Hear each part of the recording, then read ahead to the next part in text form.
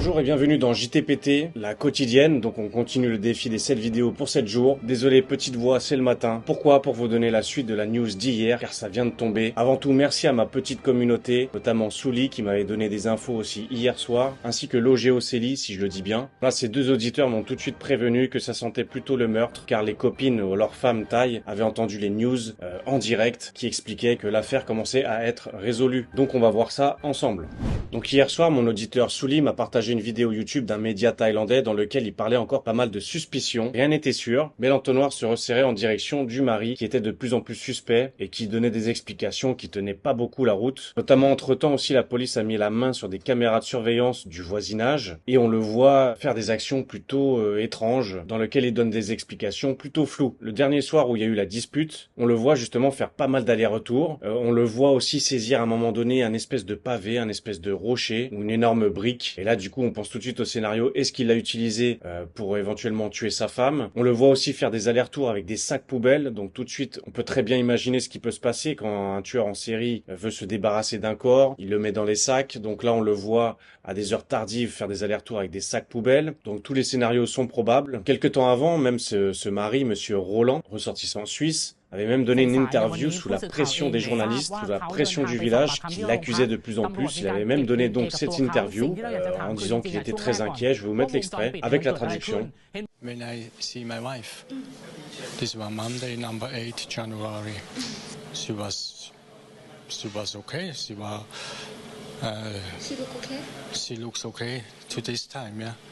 I want found her and I want she come back, yes. If she really listen me, then I can tell, please, now come back. I don't know what problem. I don't know why she leaves so long.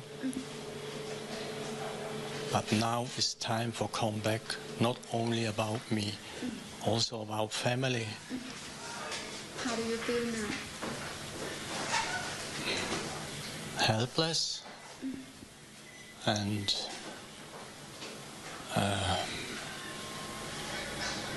every day more and more worried about her, and she's also more not so easy. Try to think positive. I try every day in the morning, yeah, but I want only she come back safe and nothing bad to her. Donc là, on le voit pas forcément attristé, bon, soi-disant s'inquiétant pour sa femme, en espérant qu'elle rentre bientôt, etc., que chaque jour qui passe, il s'inquiète de plus en plus.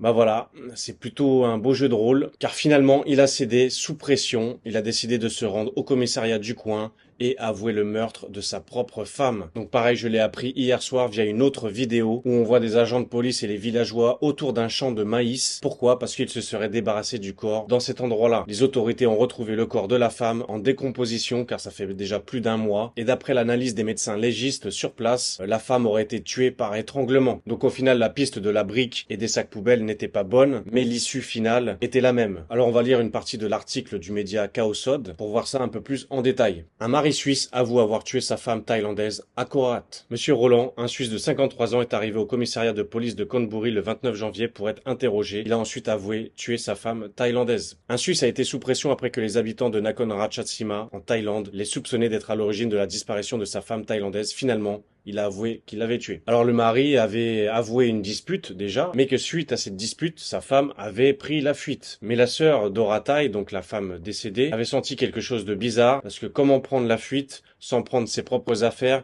ni même ses propres chaussures. Donc déjà là, ça coinçait. Donc la police a saisi le passeport de Roland dans le cadre d'une enquête en cours sur la disparition de sa femme. Monsieur Roland a déclaré qu'il n'était pas impliqué dans la disparition de son épouse, il s'inquiétait surtout de la date de son retour, ce que je disais via la vidéo précédente. Après de longues heures d'interrogatoire, il a reconnu l'avoir tué par étranglement lors d'une dispute. Alors là, on revoit une des photos où le cadavre a été retrouvé. La police a retrouvé le corps de Madame Oratai dans le champ de maïs le 29 janvier 2024. Il a chargé le corps de sa femme sur une moto et s'est rendu dans un champ de maïs à Ban Kon Kruat, environ à 6 km de leur domicile. Les policiers ont ensuite escorté Monsieur Roland pour indiquer où amener le corps pour un examen. Alors un détail un peu plus glauque, sachant qu'elle aimait bien jouer aux cartes, peut-être c'était la source de la dispute, on ne sait pas vraiment encore la raison. Les autorités ont découvert une carte de valet de cœur dans la gorge de Madame Oratai. Orataï. Donc il lui a mis une carte dans la gorge et il semblerait y avoir du ruban adhésif dans sa bouche. Donc oui, il a vraiment cherché à tenter de l'empêcher de respirer, de l'étrangler, de l'étouffer. Alors on avait vu aussi qu'ils avaient envoyé des équipes de plongeurs, hein, cela pour rien, mais finalement ce n'est pas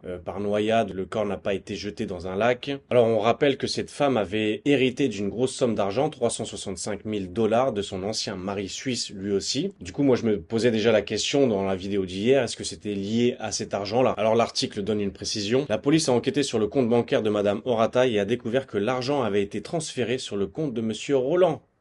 Vers 22 h le 8 janvier, donc juste quelques heures, à peine, moins de 24 heures avant l'assassinat. La sœur de mademoiselle Orataï l'a vue la dernière fois alors qu'elle avait moins de 2000 bahts sur son compte. Donc oui, pour une femme qui avait hérité, bizarrement, elle avait plus que 2000 bahts. Monsieur Roland a déclaré aux autorités que madame Orataï lui avait personnellement transféré ce montant en utilisant l'application bancaire pour rembourser une dette d'emprunt.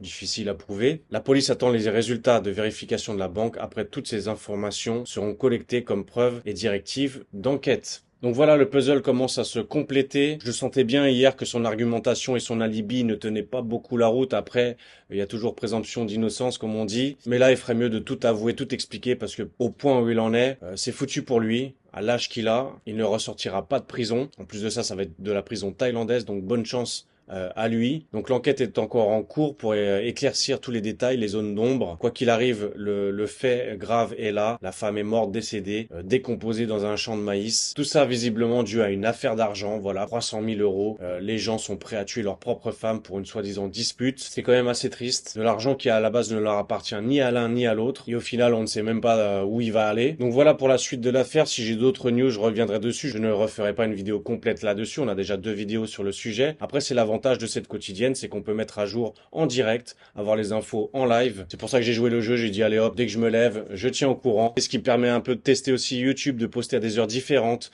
de poster un format différent. Alors pour l'instant, c'est pas très payant, hein.